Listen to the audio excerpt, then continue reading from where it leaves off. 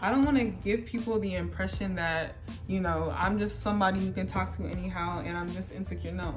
People get audacity as if there's nothing wrong with them. Let's talk about it. Getting out of bed this morning is a big deal. Good job. Please get out of here. Now, y'all know I like to tell y'all things that I've experienced so you don't have to go through them yourself. And I was talking to God, and I was also, praying a lot, talking to my pastor. We were talking about some things, and one thing that I realized that I do that is a maladaptation is hypercriticism, self-criticism. So I've definitely gotten a lot better at it, but I'm kind of known to be very, very hypercritical. And I hear on social media and the internet people making whole video essays and think pieces about how hypercriticism is really just, you having low self-esteem, it's you projecting your feelings, it's yada, yada, yada, it's you being insecure. I never bought it.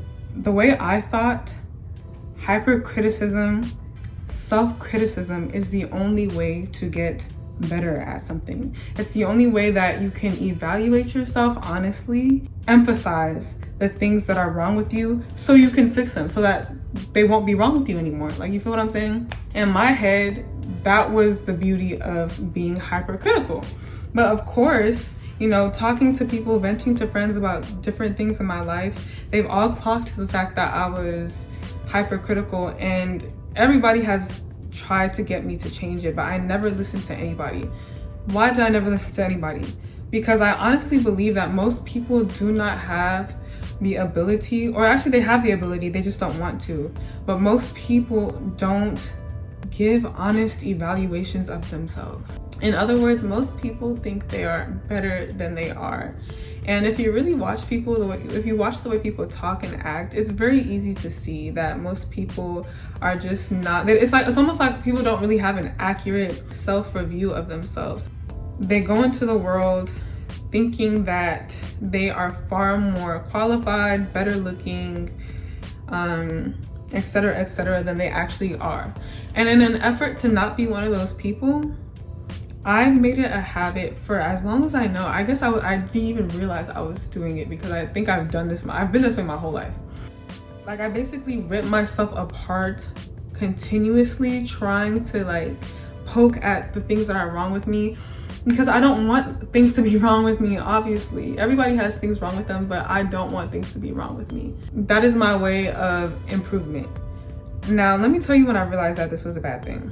When I look at the history of my life, being hypercritical of myself has not caused me to be better at anything. I have received absolutely no reward in heaven or earth from being this critical of myself. My thought process was maybe I'm too weak to handle the criticisms of myself, and I'm too weak to do what it takes to change. So I need to keep pounding down on myself and keep being critical. Otherwise, I'm just gonna let it be swept under the rug, and I'm never gonna change. And I know that's how a lot of other people think. For some reason, it clicked that literally makes no sense. Why don't you focus on your progress? And that sounds so, for people who are positive and rainbows and sunshines, not saying I'm not, a happy person. That's not what I'm trying to say, because I feel hold on, let me put out a disclaimer, because every time I point out my flaws, I don't want to give people the impression that, I'm just somebody you can talk to anyhow and I'm just insecure. No, I happen to think fairly highly of myself. Not too highly, but not too low. So I don't want me, talking about my flaws to give people the gumption to start to come for me, because I peep that's what happens in real life, and that's why I had to stop being vulnerable. That's low-key why I stopped being vulnerable, because sometimes when you talk about the things that are wrong with you, people get audacity as if there's nothing wrong with them. Let's talk about it. Because if you can play that game, I could point out 10, 20 things wrong with you too. Anyway, that's besides the point. I had to give out that disclaimer because people, don't get it twisted. I still like myself enough to check you. That's not me overdoing it. That's not even what that is. That's just me just saying, like, it is a lot more beneficial to focus on the progress that you have made. And I used to like hate that line of thinking because it kind of sounds like I'm a baby and like you're clapping, like I have to clap for myself for taking baby steps. Getting out of bed this morning is a big deal. Good job. I used to roll my eyes like, please get out of here. That used to annoy me because I don't like the fact that the bar is so low that you have to gaslight me into thinking getting out of bed is such a huge accomplishment. That's how I felt. I almost felt like it was like an insult to say things like that. And therefore, I wouldn't talk to myself like, oh, like, congrats to you for completing this task, or congrats to you for being consistent for 2 days in a row. Because I'm just like, what kind of human being, what kind of person can't complete a task or can't be consistent for 2 days in a row? But what I had to realize is that type of human being is literally me. That means I need to have a level of humbleness and humility that I didn't have before.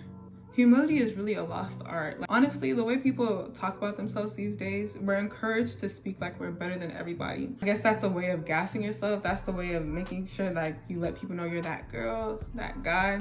But it's counterproductive when you actually feed into that narrative, because in reality, nobody's better than anybody. I don't believe anybody's better than anybody. But if you're constantly telling yourself that, then you start to believe it. And when your actions don't match the actions of somebody who's better than everybody, you tend to beat yourself up, or you tend to try and cover it and hide. A lot of people lack integrity. They don't like to admit their faults in the first place, so they keep it a secret. They lie, so people don't know that they're actually not that girl or that guy. Like, yes, you do need to be applauded for taking baby steps, because those baby steps are hard for you. It's hard for you to be consistent. So it is a good thing that for 2 days in a row you did this. It is a great thing that you decided not to react this way instead of how you usually react this way. I hate to just point things back to my childhood, because it's like, I'm an adult, and I'm of the impression that once you realize something as an adult, it is up to you to fix it. Like, yes, address your feelings, but you can't blame your mom, your dad, or your situation. When you realize something, that's on you. So I hate to say, oh, it's because I was raised this way, but at the same time, at the end of the day, we are a product of how we grew up, and there's no denying that. So I had to recognize me being hypercritical of myself purely stems from, sorry, mom. Sorry, my mom, and really, the people that raised me being hypercritical of me, constantly telling me what I'm doing wrong. You have the choice to not do that. Like, you really don't have to do that. You do not have to there could be a million things going wrong. It is a choice to focus on positivity, but it's so much more impulsive and natural for us as human beings to hyper focus on the negative. Negativity has such a greater impact, that is, if you let it. I be trying so hard not to curse. Let me just not curse. I hate when people like almost curse but don't, or say like nigga a lot instead of cursing. Like, I hate that. So I'm trying not to curse. Y'all know I'm a child of God. People constantly criticizing my every move. Oh, this is not right. Oh, what's wrong with your hair? What's wrong with your face? What's wrong with your weight? What's wrong with your makeup? What's wrong with, you're supposed to look like this? Growing up, I heard that sentence a lot. A girl is supposed to, you're supposed to, as if there was something inherently wrong with me. I remember I was talking to a boy in high school and he asked my shoe size, and I told him size 10, and he was like, you're a girl, you're supposed to have a size 7 max.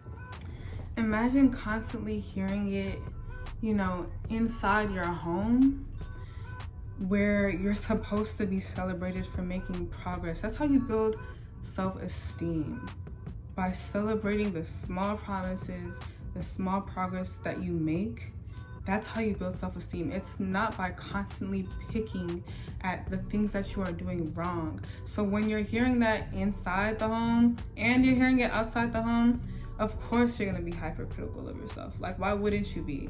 Another reason why I never used to listen to people when they were like, you're too hypercritical, is because I feel like society is extremely hypercritical. Especially now with social media, people will hide behind a screen and type the nastiest, meanest things to you. And even if they're not typing it, they're saying it. So when people used to tell me not to be hypercritical of myself, in my head, it was also kind of a defense.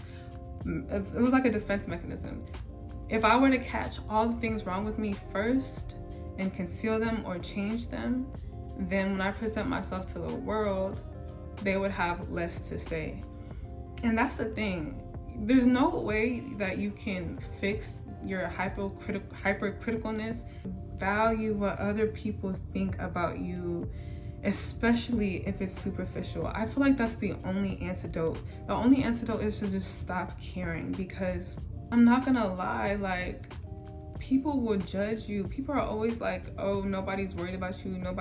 That's a lie. People will judge you and pick you apart. Man, I'm sure we've all heard the way people can talk about strangers that they don't even know. So yeah, it can be obsolete though, because people will always find something wrong. There is the concept of the world, which is society, people you don't know, the internet, and your world. So if in your world, you are positive, you focus less on your faults, you magnify your strengths instead of hyperfixating on your weaknesses, that can radiate out into the world.